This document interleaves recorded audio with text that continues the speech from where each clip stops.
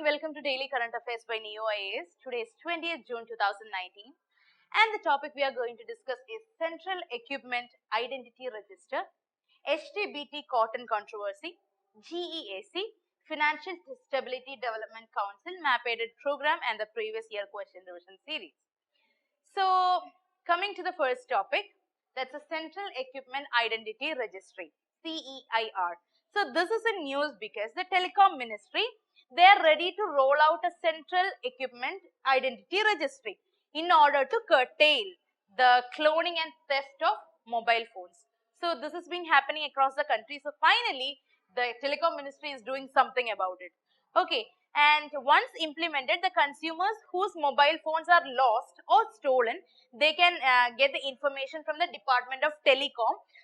They can actually call in a helpline number after filing a report with the police. Okay, so DOT can then blacklist the IMEI number. So I'll tell you what IMEI number is.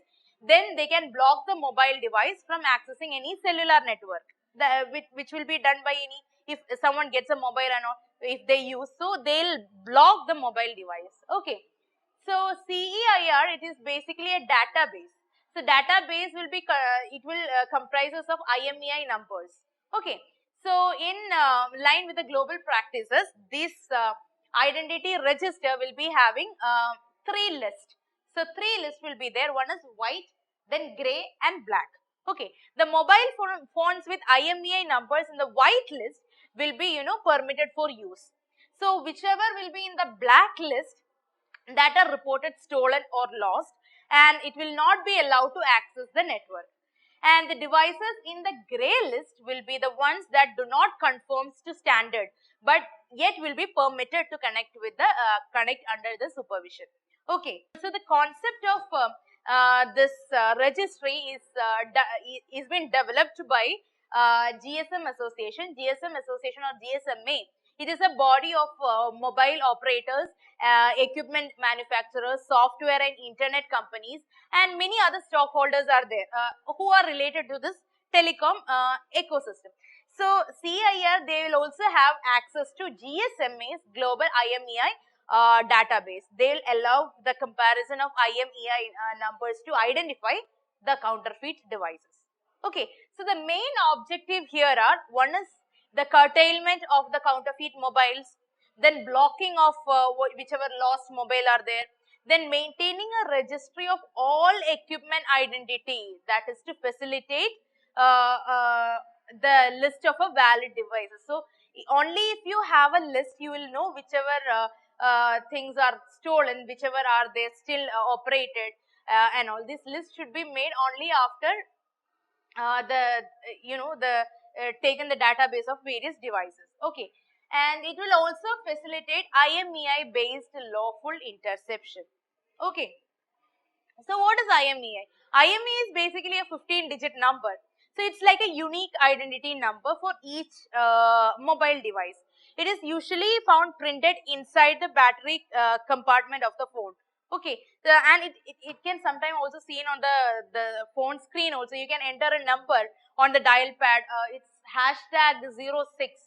So if you press that number, and you can also see your IMEI number on the display also. This is GSM network. They uses the IMEI number to identify the valid devices, and they can also stop a stolen device from accessing the network. So IMEI, they only identifies the device. That is the issue. It will only identify the device. It has no relation to who is using it or the subscriber. Okay, the phone identifies the subscriber by transmitting the IMSI. IMSI is International Mobile Subscriber Identity Number, which is stored on the SIM card. Okay, SIM card which is being used on that particular handset. Okay, next is HTBT Cotton Controversy. So the news is that farmers in Maharashtra has been held for the sale of HTBT cotton seeds. So only BT cotton is allowed in the country. BT cotton is the only GM crop that is allowed in the country to be cultivated in the country. So this has been developed by Monsanto. So in some other class, I don't remember, I have taken this Monsanto case. Okay, so please refer to it. So this is developed by Monsanto. It involves the insertion of two particular genes, that is Cry1AB and Cry2BC. Okay, this is from the soil bacterium into the cotton seeds. So this modification, what will happen is that the plant will produce protein that is toxic to bollworm, and that will make it pest resistant from their attack. Okay, so the commercial release of this hybrid was allowed or sanctioned by 2002. Okay, so right now the farmers are been planting herbicide tolerant variety of this BT cotton. This type, that is HTBT cotton, that is a herbicide tolerant BT cotton. It involves addition of another gene, that is CP4, okay, from another soil bacterium, and this is not been cleared by GEAC. Okay, so farmers claim that HTBT variety can withstand the sprays of glyphosate and other herbicides. So glyphosate is generally a herbicide. Okay, so it is mainly used to remove weeds. Okay, then what happened is farmers claimed that the HTBT variety, it has been used to withstand the spray of this herbicide. Okay, so the procedure involved here is India. So the body involved in India or responsible in India is Genetic Engineering Appraisal Committee. They are working under Ministry of Environment.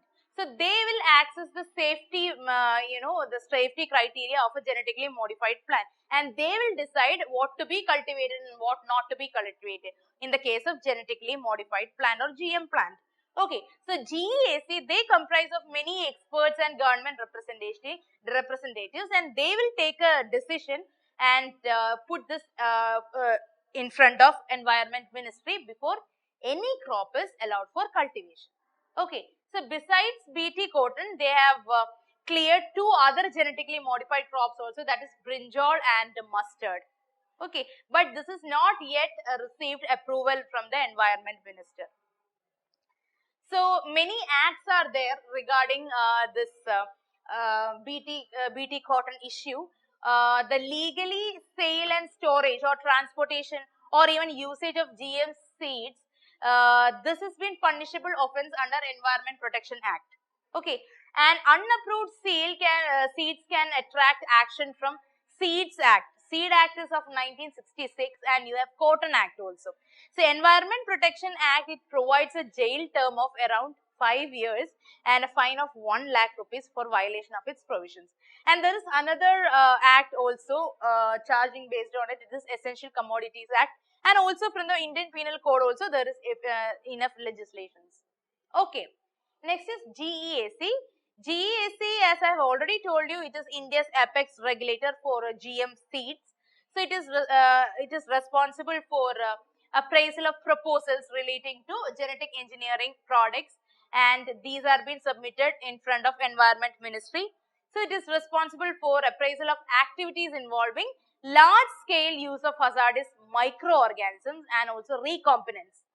Okay, and this has been used in industrial production.